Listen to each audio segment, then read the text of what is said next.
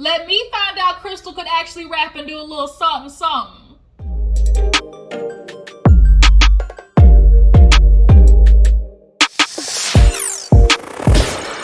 What's up, y'all? Your girl G here. Welcome back to my channel. We're going to talk about Black Ink Crew really fast. This episode kind of feels like a filler episode. Not too much went on. We got into Teddy and his venture, back into music. I'm glad Teddy's picking up something for his own. He need to get from under Caesar's shadow, because this whole time we've been looking at Teddy like, nigga, what are you doing here? Like, what do you offer to Black Ink? We know you've been his support system, Caesar's support, but as far as the shop goes and being managerial, we all remember what happened when Teddy got a hold of the shop. There was stripper poles and shit everywhere. It was a mess. Like the Black Ink 13 was a hot mess when Teddy took over. So everybody's been looking at Teddy like, all we see you doing is sitting on the couch and offering dick to all the new girls that come through. That's basically all Teddy's been here for. But to see that he's actually getting to something, that his own career, go ahead, go forth, do it, Teddy. Only thing I ask is shorten that goddamn label name. It was RLGML something. It was like long, but whatever. Let's get into the review, because I do want to talk about some more stuff. Bill Mayer's ass. White people just...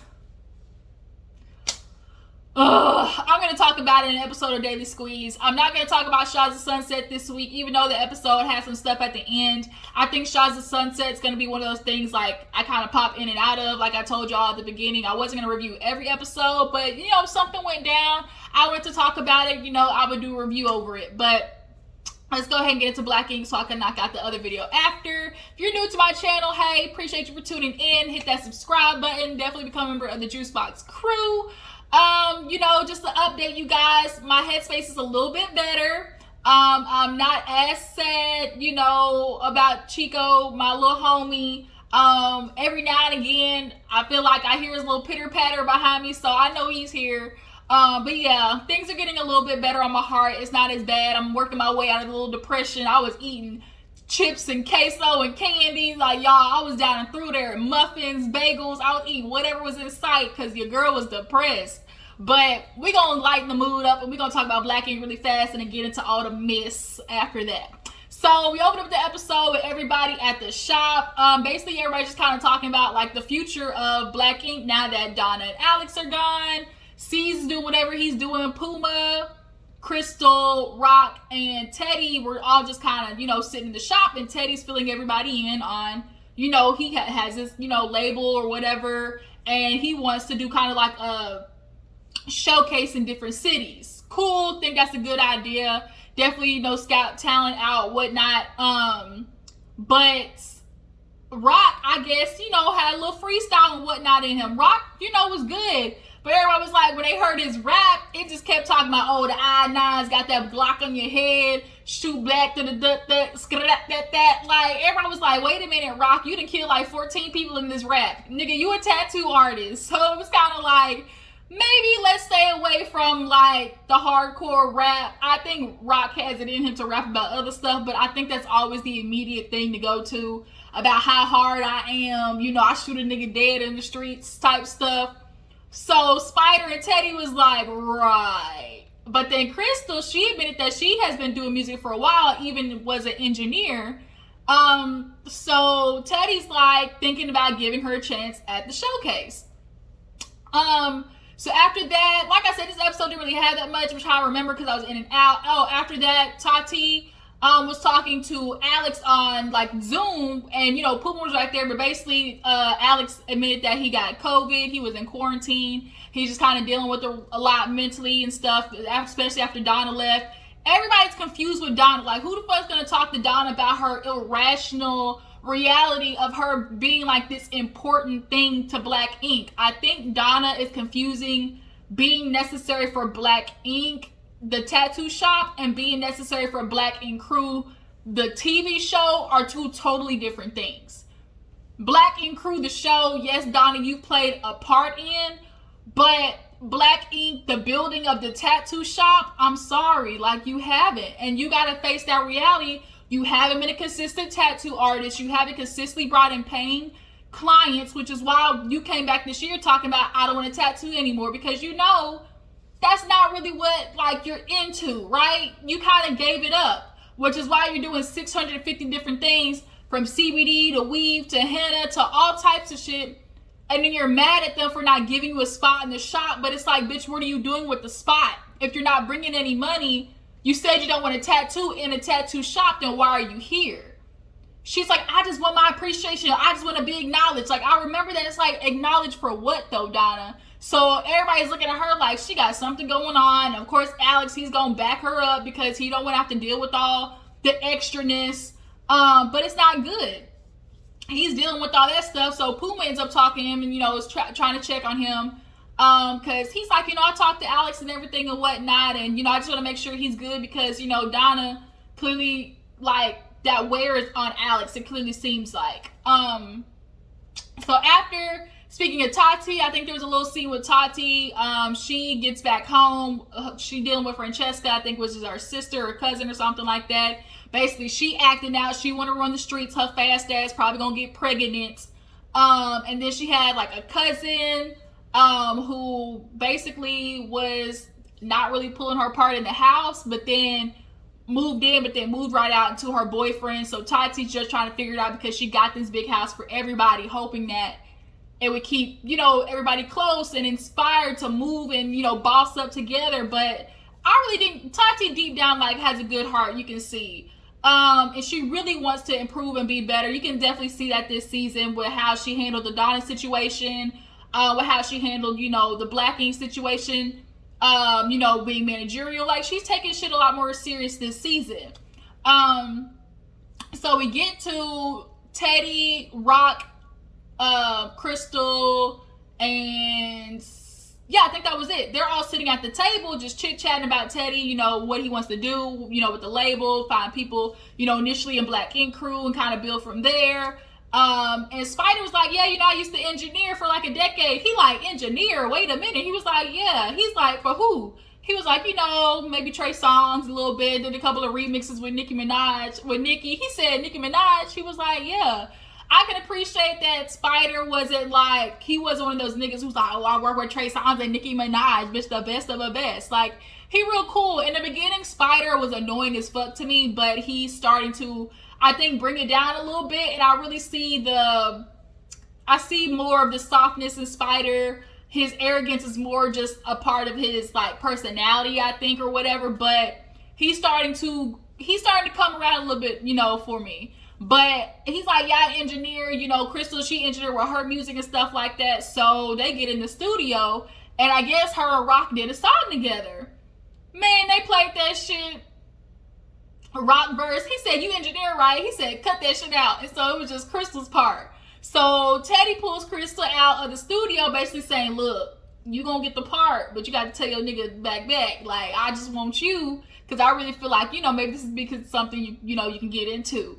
Teddy ain't stupid. He sees a Bronx girl, slim thick, big booty.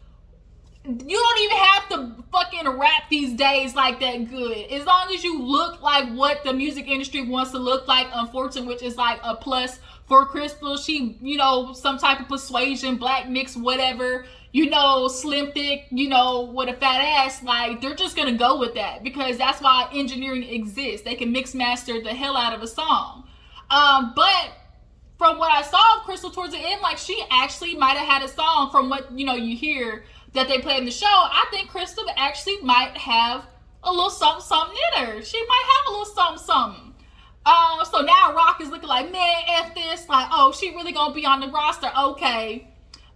So we see a little part where Alex, he going crazy in quarantine. He talking about Big Mama, aka Donna, how she be wild, and then when she turns up, he go down.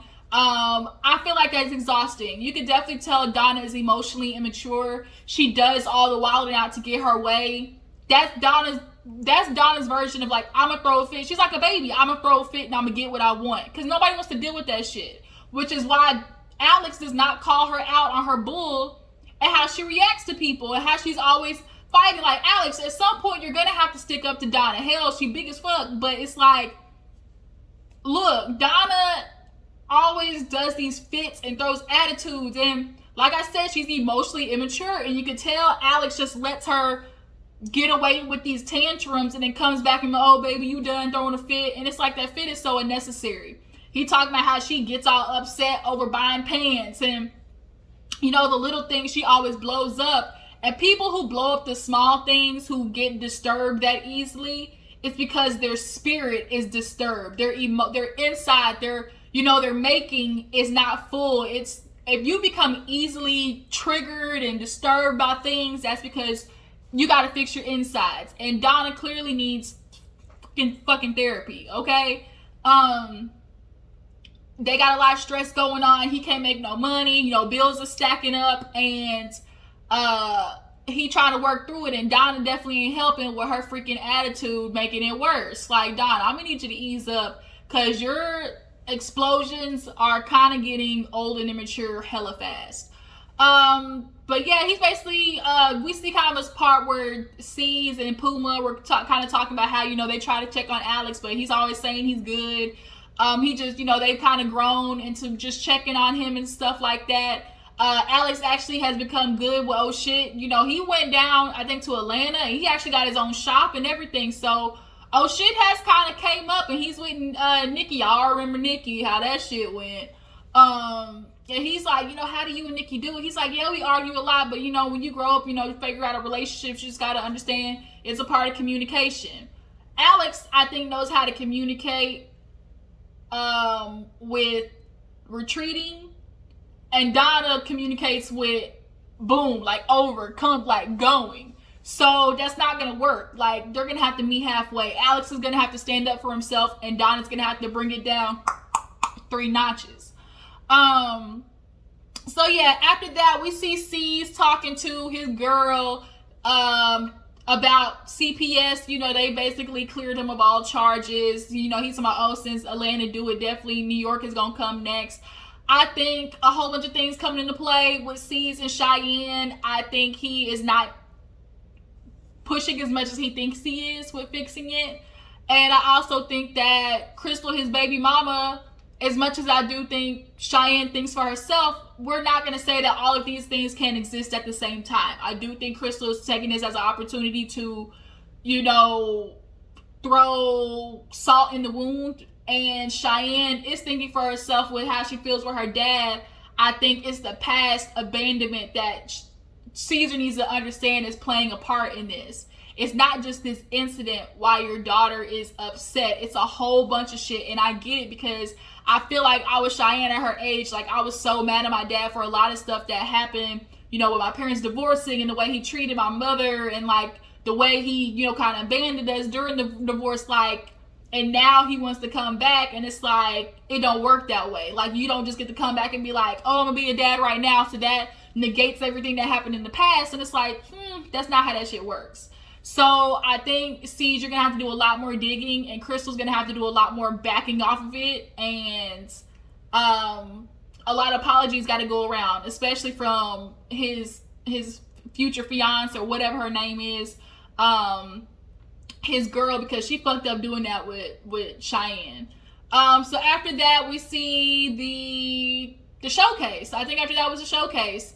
Everybody showed up, Tati getting lit, and she drinking, and Teddy like, take the alcohol from her, don't do it, take it away. He talks to Puma. He's like, hey, Puma, I get nervous. I don't like talking. Like, can you get on stage? See, he's talking about, what about me? He like, no, because it's going to become about you. See, everything's about you. Back the fuck up, go in a corner somewhere. See, it ain't always about the shine. Sit back and let your cousin shine.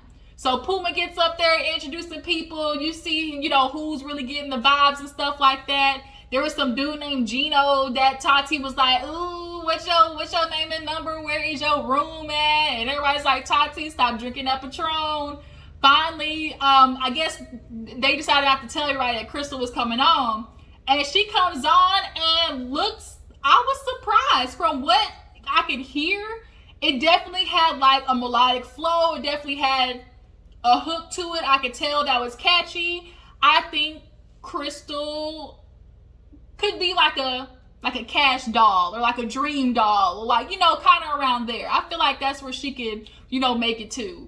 But she was feeling herself, got to the damn back of the stairs, and was getting ready to do her little Uzi Vert She said I was going to do my little Uzi Vert shoulder, and then stairs. Luckily, Rock was there to catch her because he was being his supporting. That's my baby up on stage with his camera and stuff. So he caught her when she came down. She's like, damn, that's embarrassing. But you should have played it off. I would have went back on stage and cut like a quick bar so they forgot about how the hell I fell off stage. So, you know, Teddy, thanks everybody for coming. You know, his girl, she's ready to get engaged. But he like, look, wait a minute, let me get the money right. And then all of a sudden, Tati being lit, I don't know, she's like, oh yeah, Teddy, I'm so proud of you. Like, congratulations. I'll be in your room if you want to, like, celebrate. And it's like, the fuck, did you really just say that in front of his girl? Like, Tati, you hoeing. Right in front of the girl. And so she runs to Krystal. She's like, I did it. She's like, I told him, like, oh, you know, congratulations. You know, if you want to celebrate, I'll be in your room. Here's the thing. Would Teddy take her up on that? Drop down in the comments and let me know. Will his dumb ass take Tati up in that offer? Because I'm pretty sure they fucked. I'm pretty sure they did in the beginning. Like, they had a little thing going on. So Teddy was letting her like, oh, the drink gotta go. And then that was pretty much it. Krystal was backstage just kind of embarrassed, and I think that's honestly where the episode ended. Next week, it looks like Alex and Donna and that whole situation is going to explode. Something about domestic violence comes up. C's gets down on one knee. So it looks like a whole lot of. But I appreciate y'all for tuning in. Just a little bit of Black Ink Crew. I'm going to go ahead, catch up on some of the headlines and come and talk to you guys about it in the next video. So y'all stay tuned. Appreciate you for tuning in. Like, tag, post, all that good stuff. Y'all know what to do. I will catch y'all later. Deuces.